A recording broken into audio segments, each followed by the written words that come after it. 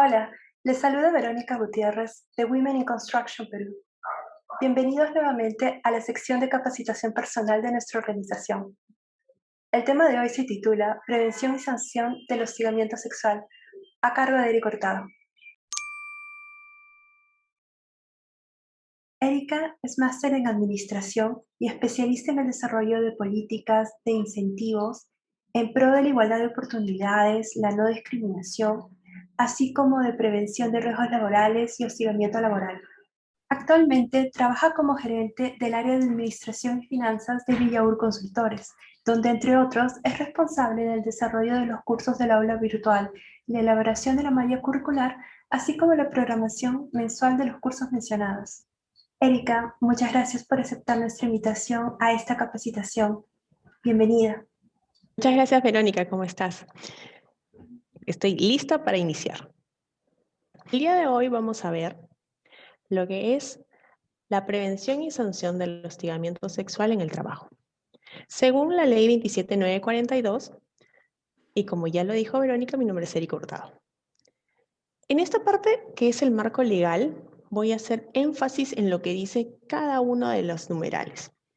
El numeral 1 del artículo 2 de la Constitución Política del Perú establece que toda persona tiene derecho a la vida, a la identidad, a la integridad moral, psíquica y física y al libre desarrollo y bienestar. Y el numeral 2 del mencionado artículo dispone que toda persona tiene derecho a la igualdad ante la ley y que nadie puede ser discriminado por motivo de origen, raza, sexo, idioma, religión, opinión, condición económica o de cualquier otra índole. El artículo 2 del Convenio 111 relativo a la discriminación en materia de empleo y ocupación de la Organización Internacional del Trabajo, la OIT, aprobado por Decreto Ley 17687 de 1969, señala que todo Estado miembro se obliga a formular y llevar a cabo una política nacional que promueva por métodos adecuados a las condiciones de la práctica nacional la igualdad de oportunidades y de trato en materia de empleo y ocupación con objeto de eliminar cualquier discriminación a ese respecto.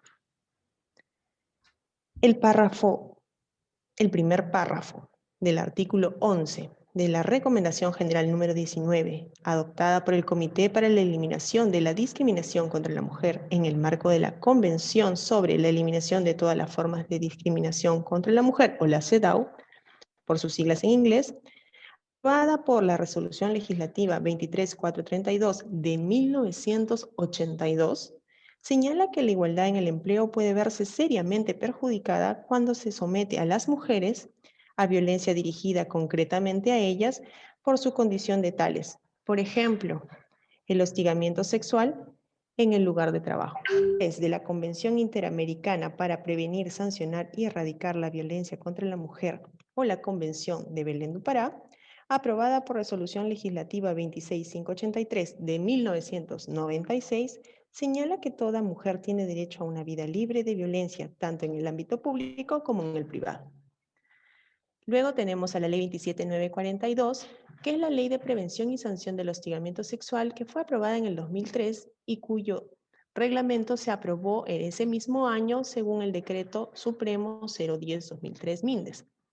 Sin embargo, este reglamento ha sido actualizado y se emitió el 22 de julio del 2019 con el Decreto Supremo 014-2019 MIP. Veamos algunas definiciones. ¿Qué es el hostigamiento sexual? El hostigamiento sexual es una forma de violencia que se hace visible en conductas, actitudes, propuestas y comentarios de connotación sexual o sexista. Estas conductas o comportamientos no son deseados por la víctima y basta que se produzca una sola vez para que pueda ser denunciado. ¿En qué momentos o en qué situaciones se producen este tipo de violencias? En relaciones de poder, cuando tenemos también cargos del mismo nivel jerárquico, cuando es ejercido por un personal destacado, o incluso en estas empresas donde hay varios trabajadores que pertenecen a distintos empleadores, pero que trabajan en una misma empresa principal. ¿Qué son las conductas sexistas? Son comportamientos o actos que promueven o refuerzan estereotipos. ¿De qué tipo? Como por ejemplo que existen atributos, roles o espacios propios para hombres y mujeres que generan subordinación de un sexo o género respecto del otro. En este caso, de las mujeres a los hombres. ¿Qué es el chantaje sexual? Es una situación en la cual el empleador o la empleadora condiciona el otorgar o mantener sus beneficios laborales a un trabajador o una trabajadora a cambio de favores sexuales. Y si en caso no se prestara para esto, ejerce algún tipo de sanción. ¿Qué es un ambiente laboral hostil? Es un ambiente donde se producen conductas físicas o verbales de carácter sexual o sexista que crean un clima que intimida, hostiliza o humilla y de todas formas va a afectar el desempeño laboral de una persona. ¿Cómo? ¿Cómo se manifiesta? A través del contacto físico innecesario y no deseado, por insultos, observaciones, bromas e insinuaciones de carácter sexual o sexista, comentarios o gestos de connotación sexual, propagación de rumores sexuales acerca de la víctima, mostrar o dar a entender o dejar mensajes o imágenes sexuales, fotografías, ilustraciones, notas sexuales, ya sea en los baños, en los vestidores, etcétera. Seguirlas hasta estos espacios con tal de tener algún tipo de intercambio sexual con ellas. Ahora, tenemos que reconocer o identificar si hostigamiento sexual y acoso sexual son lo mismo. ¿Por qué? Existe una diferencia bastante importante. El hostigamiento sexual se caracteriza por darse en espacios institucionales, como un centro de trabajo, un centro educativo o un centro de capacitación o entrenamiento, y está regulado por la Ley 27942 y su reglamento. Se sanciona mediante amonestaciones, suspensiones, despidos o destituciones. Sin embargo, el acoso sexual es un delito regulado en el artículo 176b del Código Penal y puede darse en ámbitos institucionales o en ámbitos cualquiera, tipo la calle. Entonces, el acoso sexual se considera delito. Y podríamos decir que del hostigamiento sexual que se da en un centro de trabajo, ¿puede derivarse el acoso sexual? Por supuesto. Y la sanción de este delito va de 3 a 5 años de cárcel. Si se presentan agravantes, la pena aumenta de 4 a 8 años. ¿Quién puede ser la víctima de acoso sexual? Existen factores que influyen en que sea mucho mayor el riesgo a sufrir algún tipo de acoso, en este caso de acoso sexual, como el hecho de ser mujer, económicamente dependiente, soltera o divorciada, con estatus de inmigrante o simplemente joven. Si bien es cierto, las mujeres somos en el 90% el objeto de acoso sexual, también sucede en los hombres. Ojo, que no necesariamente es de mujeres hacia hombres, puede ser de hombres hacia hombres. Recordemos que no, ni siquiera este tipo de situaciones discrimina la orientación sexual. ¿Quién puede acosar? El acoso puede provenir del propietario, del director o de una persona, un empleado con jerarquía en una empresa. Incluso puede provenir de los proveedores, compañeros de trabajo o de los mismos clientes. Pueden ser hombres y mujeres, destacando estadísticamente el acoso de varones a mujeres. El acoso sexual y el hostigamiento sexual tienen consecuencias en las personas, por supuesto que sí, tanto en la salud y el empleo. Para la víctima, tenemos el sufrimiento psicológico como la humillación o la depresión, incluso comportamientos suicidas. El cambio de comportamiento, la persona se aísla, tiene problemas para socializar, enfermedades físicas y mentales producidas por el estrés. Y volvemos a repetir, también puede desencadenarse en comportamientos suicidas. El estrés es un tipo de situación o de enfermedad que las personas sufren y a la cual no se le ha dado la atención debida y por lo tanto no se atiende todas las consecuencias que desencadena. Es importante hacer la vigilancia. ¿Qué otro efecto tiene el acoso a las víctimas? La baja productividad en el trabajo. Tenemos el presentismo. ¿Qué es el presentismo? Es ir a trabajar y tener la cabeza en otro lado. ¿Por qué? Porque tienes miedo de que se vuelva a repetir una situación de hostigamiento, un acercamiento indebido, o que te estén haciendo proposiciones indeseadas, etc. Aumento de la accentabilidad. Quiere decir que por estar distraídas o pendientes de si me van a volver a molestar o no, puedo yo sufrir un accidente de trabajo y esto ya también entra al rubro de la seguridad y salud del trabajo, bajo la vigilancia de los riesgos psicosociales. Para el empleador o la empleadora, disminución de la productividad en la fuerza laboral. ¿Por qué? Porque si las personas que son víctimas de acoso sexual o de hostigamiento sexual comienzan a accidentarse, pues van a ausentarse. Entonces, la productividad no va a ser la misma porque tienes una o dos personas menos. La alta rotación del personal de trabajo. Si yo, como persona externa, entiendo que en esta empresa se dan situaciones de hostigamiento sexual, pues simplemente no voy a querer ir a trabajar, no me voy a presentar a trabajar a esta empresa y por lo tanto ese puesto donde se suceden actos de hostigamiento no va a ser permanente, por lo tanto la gente va a estar rotando constantemente y este empleador va a tener un déficit en esta área.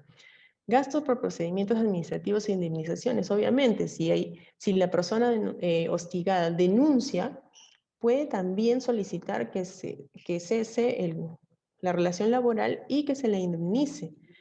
Hay dificultad para llenar las vacantes en lugares de trabajo señalados por problemas de acoso sexual, que era lo que había mencionado anteriormente, y el deterioro de las relaciones laborales. Recordemos que ya no estamos en tiempos en los cuales las cosas se podían ocultar. Tenemos las redes sociales tan a la mano que es muy fácil saber qué sucede en las empresas.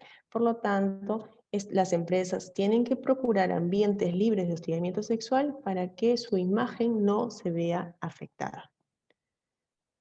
Para la sociedad, costos a largo plazo para la reintegración de las víctimas. Una mujer que ha sido víctima de acoso sexual no va a sentirse segura en ningún ambiente dependiente de trabajo. Por lo tanto, va a demorar en integrarse a la PEA. Va a convertirse en una persona autónoma posiblemente, pero este proceso puede demorar.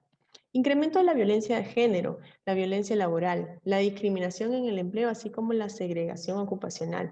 El hecho de que nuestra sociedad no entienda aún que tenemos muchas brechas que superar y que tenemos la discriminación por cuestiones de género, hace que al momento de acceder al empleo, al ser nosotras mujeres, tengamos menos oportunidades.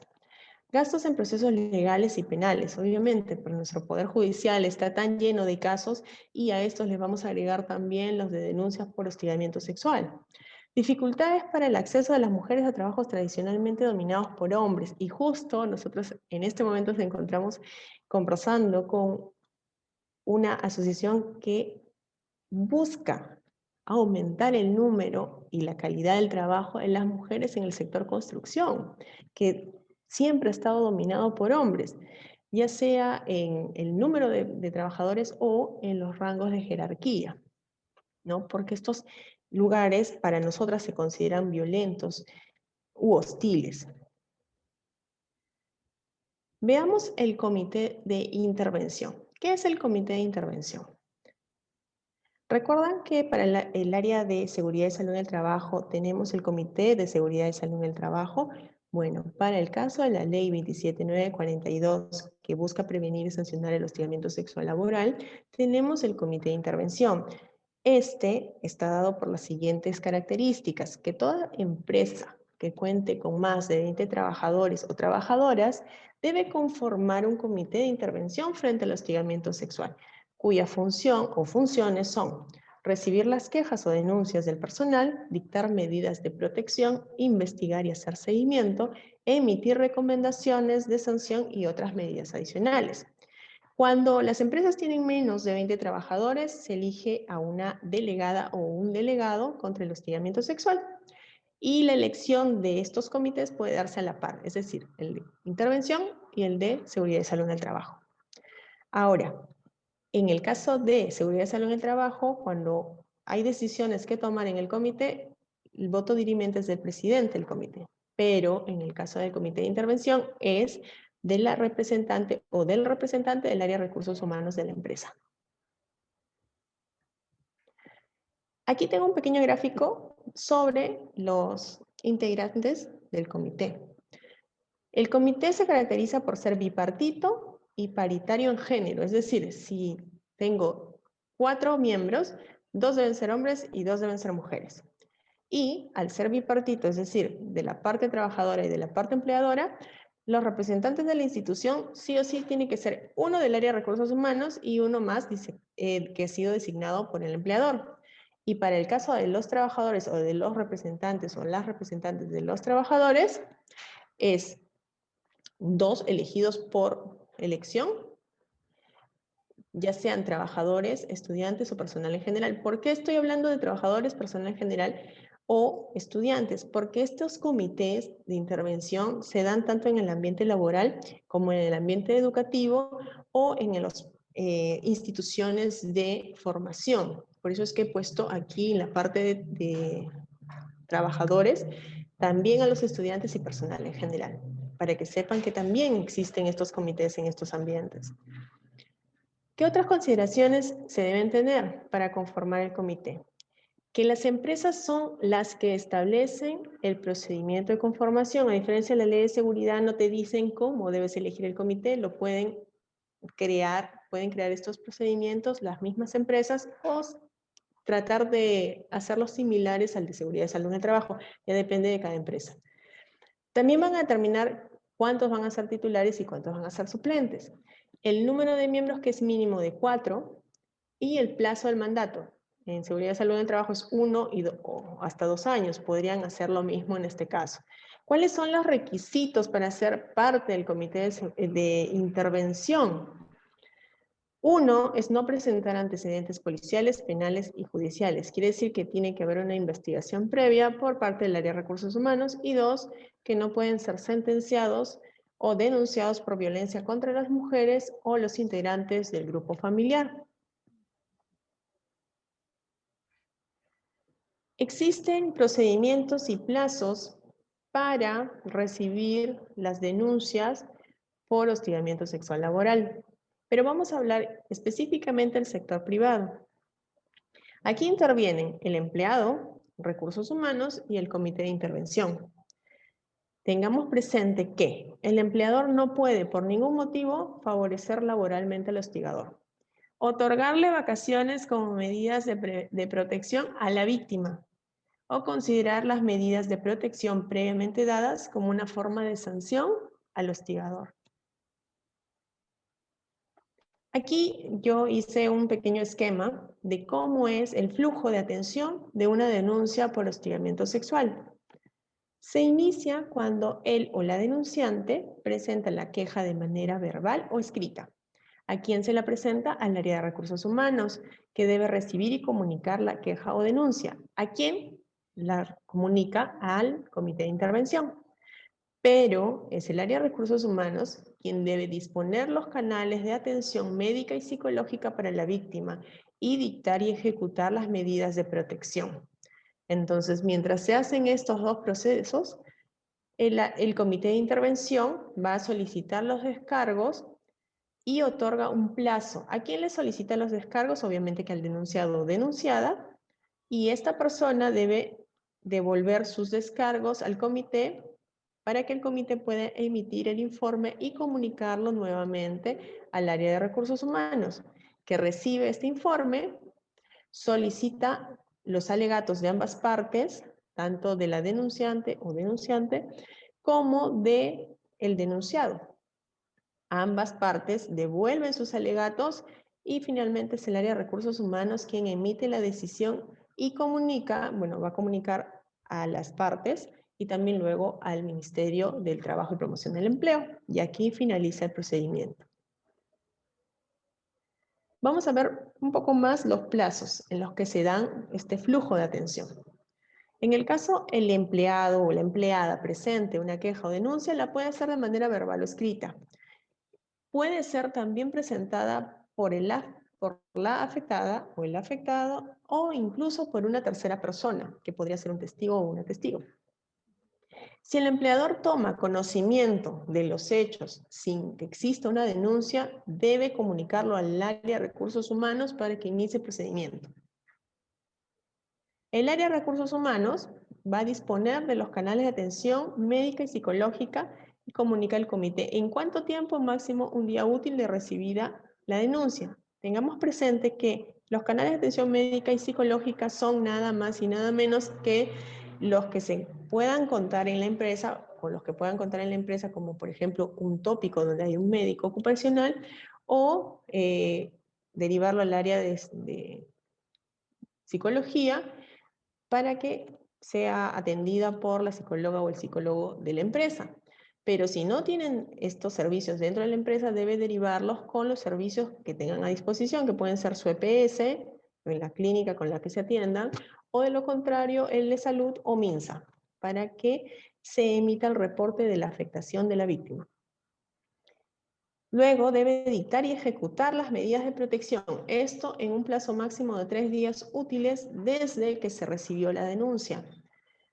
Y finalmente emiten la decisión en máximo en 10 días calendario. Dentro de los 10 días que el comité le informa su decisión, le otorga a los denunciados, tanto el denunciado como la denunciante, el plazo para los alegatos. Eso es lo que vimos en el gráfico.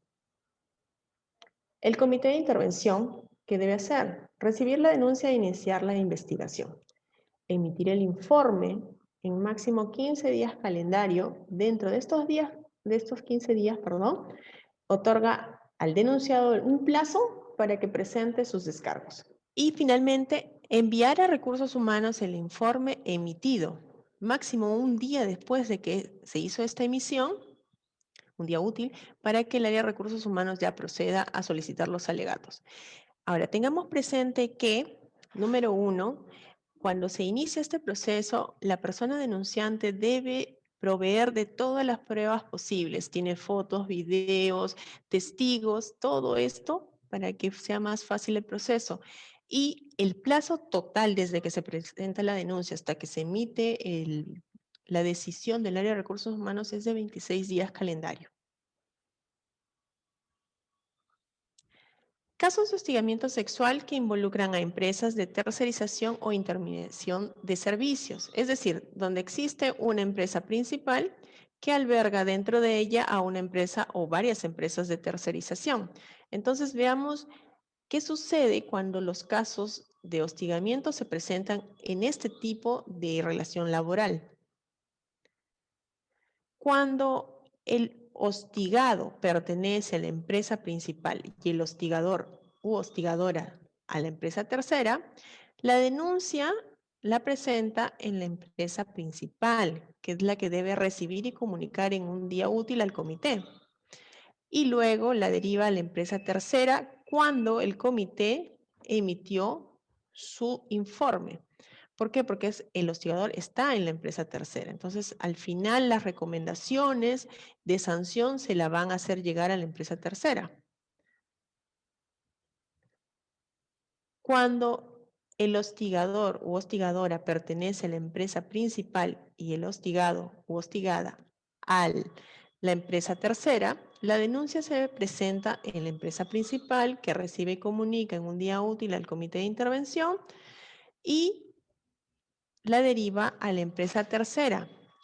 ¿Para qué? Para que pueda establecer sus mecanismos de protección a la persona afectada, ¿ok? Pero sí o sí es la empresa principal la que sanciona al hostigador u hostigadora. Para el caso de que el hostigador y la hostigada estén en la misma empresa tercera, pero que trabajen dentro de la empresa principal es la que recibe la denuncia, pero la traslada en un día útil a la empresa tercera que debe contar con su comité y este comité es el que establece las medidas de protección, investiga, emite el informe y finalmente sanciona al hostigador. También tenemos un caso particular, que es el de las trabajadoras del hogar. La denuncia debe realizarse ante SUNAFIL, no ante su empleador, porque obviamente no hay un comité. Aquí quien hace las veces de comité investigador es SUNAFIL, que va a investigar y sancionar al empleador, para que cese la hostilidad o realice el pago de indemnización y finalicen el contrato de trabajo.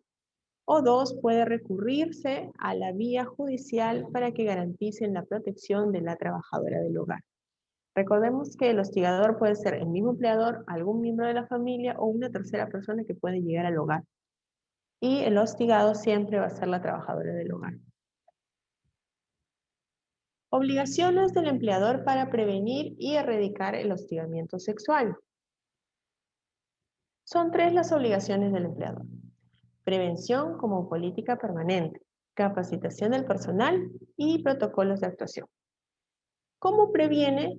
De manera constante. Primero, convocando la elección de su comité de intervención cuando tiene más de 20 trabajadores o la elección del delegado frente al hostigamiento sexual. Esto lo va a hacer con la finalidad de que, ya sea el delegado o el comité, dependiendo del número de trabajadores que tenga la empresa, se encargue de recibir los reportes del personal y hacerle seguimiento. La capacitación del personal. Son 2 capacitaciones obligatorias. La primera es con la finalidad de aprender a identificar las formas de hostigamiento y los canales de atención.